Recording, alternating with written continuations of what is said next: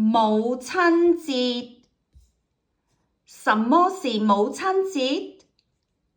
母親節是孩子們向自己的媽媽或奶奶、姥姥、姑姑、姨以及所有關懷他們的女性表達感謝和愛的節日。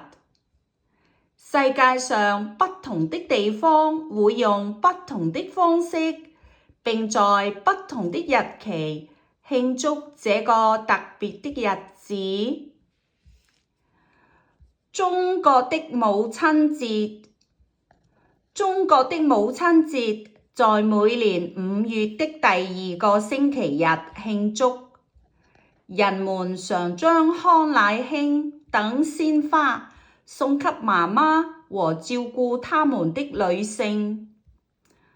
百合花也是一種非常受歡迎的花，可以作為母親節的禮物。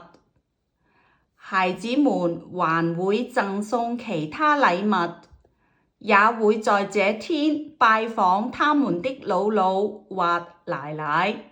大家也喜歡在母親節時到外面吃一頓飯，一家人其樂融融。人們在母親節時做什麼？我們可以用不同的方式來表達對媽媽的感激和愛，和家人一起團聚，贈送媽媽鮮花，贈送媽媽禮物，贈送媽媽賀卡，製作一頓豐盛的團圓飯，製作一個蛋糕。